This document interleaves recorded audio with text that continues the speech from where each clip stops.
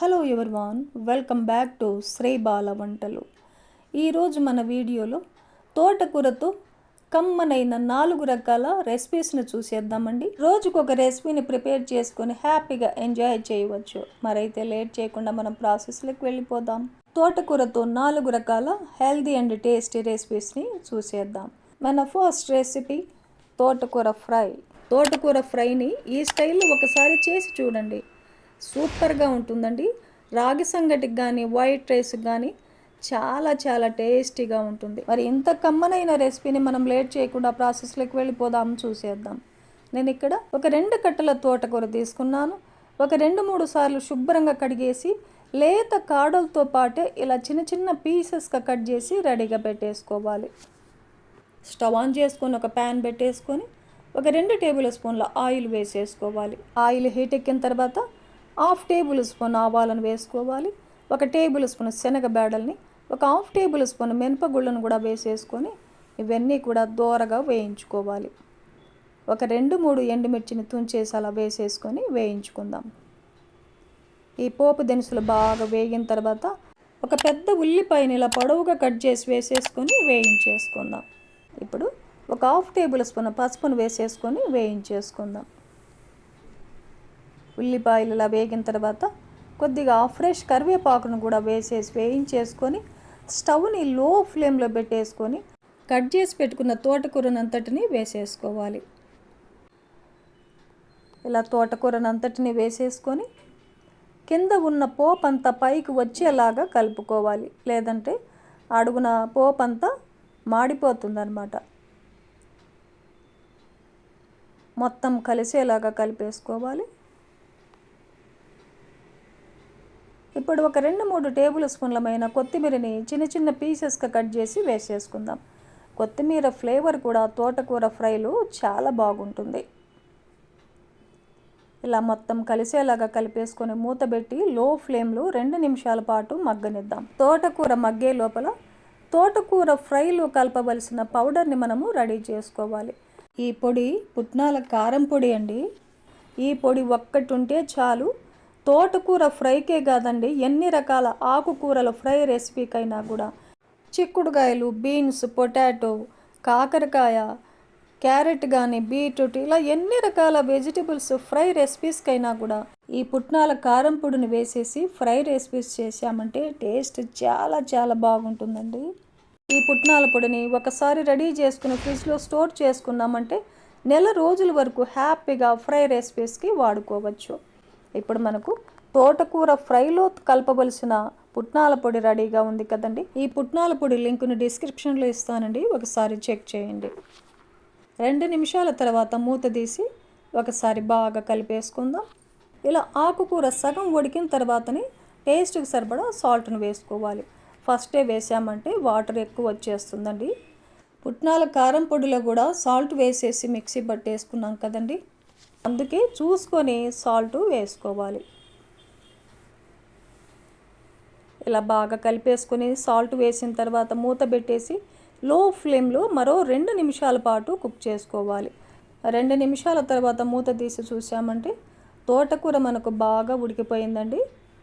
చూడండి, ఇలా ఒకసారి బాగా కలిపేసుకొని స్టవ్ ఆపేసి మిక్సీ బట్టి పెట్టుకున్న పుట్నాల పొడిని వేసేసుకుందాం. ఈ క్వాంటిటీ తోటకూర ఫ్రైకి 3 టేబుల్ స్పూన్ల పుట్నాల కారం పొడిని వేసానండి. మీరు ఇంకా స్పైసీగా తినేవారైతే 1-2 టేబుల్ స్పూన్లు ఎక్కువగా వేసేసుకోవచ్చు. ఈ కమ్మనైన తోటకూర ఫ్రై రెసిపీని ఈ స్టైల్లో ఒక్కసారి మీరు ఇంట్లో ట్రై చేసి చూడండి, టేస్ట్ చాలా చాలా బాగుంటుందండి. ఒక్కసారి చేశారంటే ఇంకా మళ్ళీ మళ్ళీ ఇదే స్టైల్లో మీరు తోటకూర ఫ్రైని తయారు చేసుకుని ఎంజాయ్ చేస్తారు. కమ్మనైన తోటకూర ఫ్రై రెడీ అయిపోయింది. మనకు డిష్ అవుట్ చేసుకుందాం. మన 2వ రకం రెసిపీ తోటకూర పచ్చడి. ఈ తోటకూర పచ్చడి చేయడం చాలా తేలిక. ఈ ప్రాసెస్లో చేసామంటే రైస్కి కానీ, దోశ, ఇడ్లీ, ఉప్మా కూడా చాలా చాలా బాగుంటుందండి. మరైతే లేట్ ఎందుకండి, ప్రాసెస్లోకి వెళ్ళిపోదాం. తోటకూర పచ్చడిని ప్రిపేర్ చేసుకుందాం. నేను ఇక్కడ ఒక నిమ్మకాయ అంత చింతపండును తీసుకున్నాను. ఒకసారి శుభ్రంగా కడిగేసి హాట్ వాటర్ వేసేసుకొని ఒక అరగంట పాటు చింతపండుని నానబెట్టుకోవాలి. పచ్చడి మిక్సీ పట్టుకునేటప్పుడు ఇదే వాటర్ను వేసేసుకొని మిక్సీ పట్టుకున్నామంటే పచ్చడి 2-3 రోజుల వరకు ఫ్రిడ్జ్లో పెట్టామంటే నిల్వ ఉంటుంది. చింతపండు నానే లోపల మిగతా ప్రాసెస్ని చూసేద్దాం. తోటకూర పచ్చడికి నేను ఇక్కడ 2 కట్టల తోటకూర తీసుకున్నానండి. ముదురు కాడల్ని తీసేసి లేత కాడలతో పాటే 2 సార్లు శుభ్రంగా కడిగేసుకొని ఇలా చిన్న చిన్న పీసెస్గా కట్ చేసి రెడీగా పెట్టేసుకోవాలి. ఇప్పుడు స్టవ్ ఆన్ చేసుకొని ఒక ప్యాన్ పెట్టేసుకొని 1 టేబుల్ స్పూన్ ఆయిల్ వేసేసుకోవాలి. ఆయిల్ హీట్ ఎక్కిన తర్వాత 1/4 టేబుల్ స్పూన్ మెంతులను వేసుకొని మెంతులు దోరగా వేగేంత వరకు ఫస్ట్ మెంతులని వేయించుకోవాలి.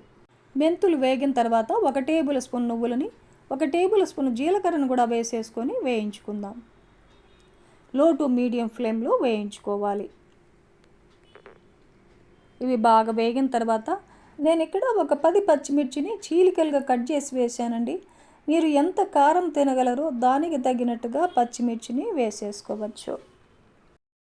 పచ్చిమిర్చి కూడా దూరగా వేగిన తర్వాత స్టవ్ ఆపేసి ఒక మిక్సీ జార్లో తీసేసుకుందాం. స్టవ్ ఆన్ చేసుకొని మళ్ళీ అదే ప్యాన్ పెట్టేసుకొని నేను ఇక ఆయిల్ వేయకుండానే తోటకూర వేస్తున్నానండి. మీరు కావాలంటే ఇంకొక టేబుల్ స్పూన్ ఆయిల్ వేసేసుకొని తర్వాత తోటకూరని యాడ్ చేసుకోవచ్చు.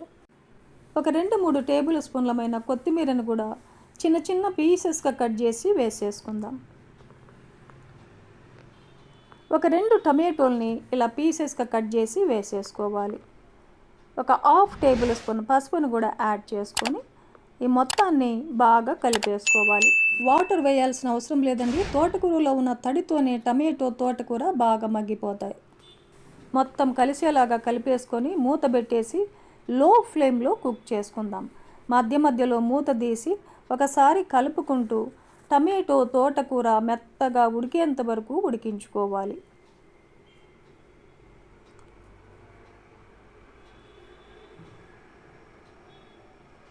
చూడండి, తోటకూర టమాటో 2 కూడా మనకు బాగా కుక్ అయిపోయాయి. మెత్తగా ఉడికిపోయినాయి 2 కూడా. ఇప్పుడు స్టవ్ ఆపేసి కొద్దిగా చల్లారనిద్దాం. తోటకూర టమాటో చల్లారే లోపల ముందుగా వేయించి పెట్టుకున్న పచ్చిమిర్చి నువ్వులు ఇవన్నీ మిక్సీ జార్లో వేసుకున్నాం కదా. టేస్ట్కి సరిపడా సాల్ట్, 1 వెల్లుల్లిగడ్డను పొట్టు తీసేసి వేసేసుకొని మూత పెట్టేసి మిక్సీ పట్టేసుకుందాం.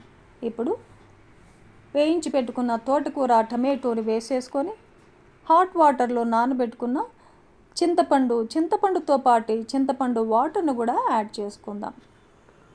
మూత పెట్టేసి కొంచెం బరకగా మిక్సీ పట్టేసుకోవాలి. అలా మిక్సీ పట్టుకున్నామంటే రోటి పచ్చడిలాగా ఉంటుందన్నమాట. రోల్ అవైలబుల్గా ఉందనుకోండి, హ్యాపీగా రోట్లో దాన్ని చేసుకోవచ్చు. ఇప్పుడు పచ్చడికి పోపును పెట్టేసుకుందాం. స్టవ్ ఆన్ చేసుకుని ఒక ప్యాన్ పెట్టేసుకొని ఒక 2-3 టేబుల్ స్పూన్ల ఆయిల్ వేసేసుకోవాలి. ఆయిల్ హీట్ ఎక్కిన తర్వాత ఒక హాఫ్ టేబుల్ స్పూన్ ఆవాలు, హాఫ్ టేబుల్ స్పూన్ జీలకర్ర, 1 టేబుల్ స్పూన్ శనగబేడలు, హాఫ్ టేబుల్ స్పూన్ మినపగుళ్ళు, ఒక 2-3 ఎండుమిర్చి, కొద్దిగా ఫ్రెష్ కరివేపాకు, 1 ఉల్లిపాయని చిన్న చిన్న పీసెస్గా కట్ చేసి వేసేసుకొని ఉల్లిపాయలు బ్రౌన్ కలర్ వచ్చేంత వరకు వేయించుకోవాలి. 1/4 టేబుల్ స్పూన్ ఇంగువను కూడా యాడ్ చేసుకొని పోపును బాగా వేయించేసుకుందాం. పోపు ఇలా బాగా వేగిన తర్వాత స్టవ్ ఆపేసి మిక్సీ పట్టుకున్న తోటకూర పచ్చడిని వేసేసుకొని కలిపేసుకుందాం. ఈ పోపులో బాగా పచ్చడి కలిసేలాగా కలిపేసుకొని ఒక సర్వింగ్ బౌల్లో సర్వ్ చేసుకున్నామంటే కమ్మనైన తోటకూర పచ్చడి మనకు రెడీ అయిపోతుంది. ఈ పచ్చడి రైస్కే కాదండి, ఎన్ని రకాల టిఫిన్స్ లేకైనా ఈ పచ్చడి చాలా చాలా బాగుంటుందండి.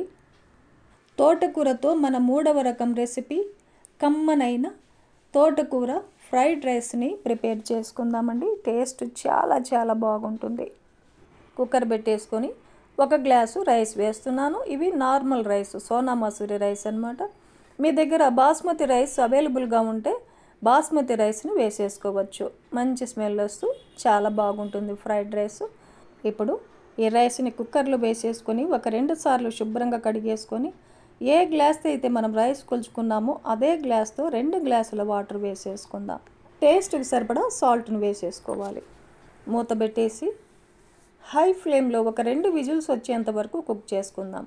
రైస్ రెడీ అయ్యే లోపల 1 కట్ట తోటకూర తీసుకున్నాను. శుభ్రంగా కడిగేసుకొని కాడలు లేకుండా ఆకులను మాత్రమే తీసుకోవాలి. ఇలా చిన్న చిన్న పీసెస్గా కట్ చేసి రెడీగా పెట్టేసుకుందాం. ఈ లోపల మనకు అన్నం కూడా రెడీ అయిపోయింది. చూడండి, పొడి పొడిగా తయారైంది మనకు అన్నము. ఇప్పుడు 1 కప్పు రైస్ని ఒక ప్లేట్లో తీసుకొని పూర్తిగా చల్లారనిద్దాం. ఇప్పుడు స్టవ్ ఆన్ చేసుకొని ఒక ప్యాన్ పెట్టేసుకొని 3 టేబుల్ స్పూన్ల ఆయిల్ వేస్తున్నాను. మీరు ఆయిల్కి బదులుగా నెయ్యినైనా వేసేసుకోవచ్చు. ఆయిల్ హీట్ ఎక్కిన తర్వాత ఒక అనాస పువ్వు, కొద్దిగా చెక్క, ఒక 1/2 టేబుల్ స్పూన్ సాజీరా వేసేసుకొని లో ఫ్లేమ్లో వేయించుకోవాలి. ఇలా వేయించుకున్న తర్వాత ఒక వెల్లుల్లి గడ్డని పొట్టు తీసేసి చిన్న చిన్న పీసెస్గా కట్ చేసి వేసేసుకొని వెల్లుల్లిపాయల్ని వేయించుకుందాం. లో ఫ్లేమ్లోనే వేయించుకోవాలి. వెల్లుల్లిపాయలు కొద్దిగా వేగిన తర్వాత ఒక 3-4 పచ్చిమిర్చిని చీలికలుగా కట్ చేసి వేసేసుకొని వేయించుకుందాం. మీకు ఇంకా స్పైసీగా కావాలంటే పచ్చిమిర్చిని ఇంకొంచెం ఎక్కువగా యాడ్ చేసుకోవచ్చు. పచ్చిమిర్చి కూడా వేగిన తర్వాత ఒక 2-3 టేబుల్ స్పూన్లమైన జీడిపప్పుని, 1 టేబుల్ స్పూన్ శనగబాడలను వేసేసుకొని వేయించుకుందాం. మీరు కావాలంటే వేరుశనగ గుళ్ళను కూడా వేసేసుకోవచ్చు. వేరుశనగ గుళ్ళు వేసుకోవాలంటే ఫస్ట్ వేరుశనగ గుళ్ళను వేయించుకున్న తర్వాతనే మిగతా ఇంగ్రీడియంట్స్ అన్నీ వేసేసుకోవాలి. ఇలా జీడిపప్పు, శనగబాడలు కూడా వేగిన తర్వాత ఒక 2 ఉల్లిపాయల్ని చిన్న చిన్న పీసెస్గా కట్ చేసి వేస్తున్నాను. పెద్ద ఉల్లిపాయ అయితే 1 వేసేసుకోవచ్చు. ఉల్లిపాయలు మరి బ్రౌన్ కలర్ వచ్చేంత వరకు వేగాల్సిన అవసరం లేదు. మీడియంగా వేగితే సరిపోతుంది. ఇప్పుడు ఒక 1/2 టేబుల్ స్పూన్ పసుపును కూడా వేసేసుకొని కలిపేసుకుందాం. ఇలా బాగా కలిపేసుకున్న తర్వాత ఒక 1/2 టేబుల్ స్పూన్ సాల్ట్ వేసాను. మనం రైస్ వండుకునేటప్పుడు సాల్ట్ వేసాం కదండి, అందుకే ఒక 1/2 టేబుల్ స్పూన్ సాల్ట్ వేసాను. ఇప్పుడు కట్ చేసి పెట్టుకున్న తోటకూరను వేసేసుకుందాం. లో ఫ్లేమ్లో ఒక 2-3 నిమిషాల పాటు తోటకూరని పచ్చివాసన పోయేంత వరకు వేయించుకోవాలి. ఇప్పుడు ఒక 1/2 టేబుల్ స్పూన్ ధనియాల పౌడర్ని వేసేసుకుందాం. ఒక 1/4 టేబుల్ స్పూన్ గరం మసాలాని వేస్తున్నాను. ఈ మొత్తాన్ని బాగా కలిపేసుకోవాలి. ఇప్పుడు చల్లారబెట్టుకున్న రైస్ను వేసేసుకొని కలిపేసుకుందాం. మొత్తం బాగా కలిసేలాగా కలిపేసుకోవాలి.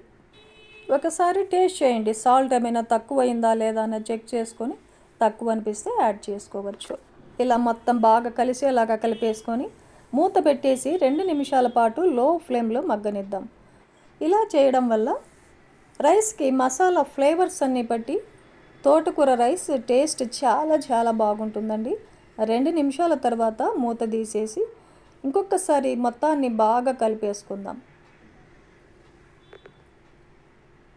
ఇలా కలిపేసుకొని ఒక సర్వింగ్ బౌల్లో సర్వ్ చేసుకున్నామంటే కమ్మనైన తోటకూర ఫ్రైడ్ రైస్ మనకు రెడీ అయిపోతుంది. టేస్ట్ చాలా చాలా బాగుంటుందండి. మన 4వ రకం రెసిపీ విలేజ్ స్టైల్లో కమ్మనైన తోటకూర పుల్లగూరని ప్రిపేర్ చేసుకుందామండి. టేస్ట్ చాలా చాలా బాగుంటుంది. నేను ఇక్కడ 2 కట్టల తోటకూర తీసుకున్నాను. తోటకూరలో ముదురు కాడల్ని తీసేసి ఏమైనా గడ్డి లాంటివి ఉంటాయి కదా, అవన్నీ లేకుండా శుభ్రం చేసుకొని ఒక 3-4 సార్లు ఆకుకూరని నీట్గా కడిగేసుకొని లేత కాడలతో పాటే ఇలా చిన్న చిన్న పీసెస్గా కట్ చేసుకొని రెడీగా పెట్టేసుకుందాం. నేను తోటకూర పుల్లగూరని కుక్కర్లో కాకుండా ఇలా సపరేట్గా గిన్నెలో ప్రిపేర్ చేస్తున్నానండి. ఇలా చేస్తేనే కర్రీ టేస్ట్ బాగుంటుందన్నమాట. మీకు ఇలా నచ్చకపోతే కుక్కర్లో అయినా ఉడికించుకోవచ్చు. ఇప్పుడు ఒక చిన్న నిమ్మకాయ అంత చింతపండుని ఒకసారి శుభ్రంగా కడిగేసి వేసేసుకుందాం. మనము టమాటోలను కూడా యాడ్ చేస్తాం కాబట్టి చింతపండుని చూసి వేసుకోవాలి. మరీ పులుపు ఉంటే కూడా తినలేం కదండి. కొద్దిగా ఫ్రెష్ కరివేపాకును వేసేసుకొని ఒక 2 పెద్ద టమాటోల్ని ఇలా పీసెస్గా కట్ చేసి వేసేసుకోవాలి.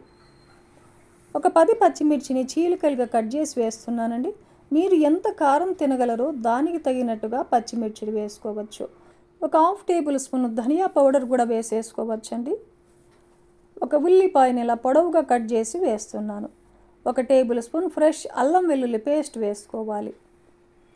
ఇప్పుడు ఒక 1/2 టేబుల్ స్పూన్ పసుపుని యాడ్ చేసుకుందాం. టేస్ట్కి సరిపడా సాల్ట్ను వేసేసుకోవాలి. ఒక 2-3 టేబుల్ స్పూన్లమైన కొత్తిమీరని చిన్న చిన్న పీసెస్గా కట్ చేసి వేసేసుకొని ఒక గ్లాస్ వాటర్ను కూడా యాడ్ చేసుకోవాలి. మూత పెట్టేసి మీడియం ఫ్లేమ్లో ఉడికించుకుందాం. మధ్య మధ్యలో మూత తీసి చెక్ చేసుకుంటూ అలా కలుపుకుంటూ వాటర్ ఏమైనా తక్కువ అయ్యాయా అన్నది చెక్ చేసుకుంటూ ఉడికించుకోవాలి. ఆకుకూర మెత్తగా ఉడికేంత వరకు ఉడికించుకోవాలి. చూడండి, మెత్తగా తోటకూర, టమాటో, పచ్చిమిర్చి అన్నీ కూడా మెత్తగా కుక్ అయిపోయాయి. మనం వేసిన ఒక గ్లాస్ వాటర్ కూడా సరిగ్గా సరిపోయింది. స్టవ్ ఆపేసి పప్పు గుత్తితో మెత్తగా మ్యాష్ చేసుకోవాలి. ఇలా మెత్తగా మెదిపేసుకొని ఒక సర్వింగ్ బౌల్లో కర్రీని తీసుకొని ఈ పుల్లకూరకి పోపును కూడా పెట్టేసుకుందాం. స్టవ్ ఆన్ చేసుకొని పోపు గరిటెను పెట్టేసుకొని ఒక 2-3 టేబుల్ స్పూన్లమైన ఆయిల్ వేసేసుకోవాలి.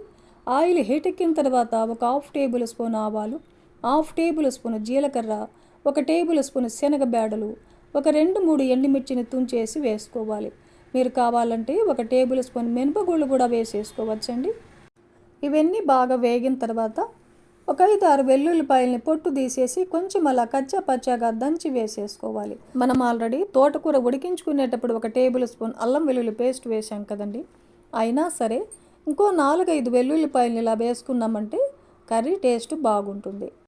ఇప్పుడు ఒక చిన్న ఉల్లిపాయని ఇలా పీసెస్గా కట్ చేసి వేసేసుకొని ఉల్లిపాయలు బ్రౌన్ కలర్ వచ్చేంత వరకు వేయించుకుందాం. ఉల్లిపాయలు వేగిన తర్వాత ఒక 1/2 టేబుల్ స్పూన్ ఇంగువను కూడా యాడ్ చేసుకొని కలిపేసుకోవాలి.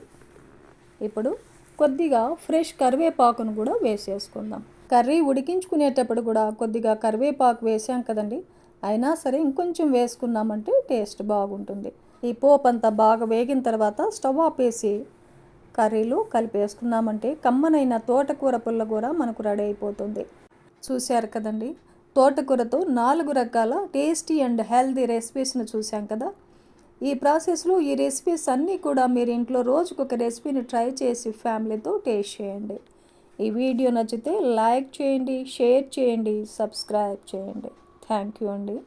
Thanks for watching.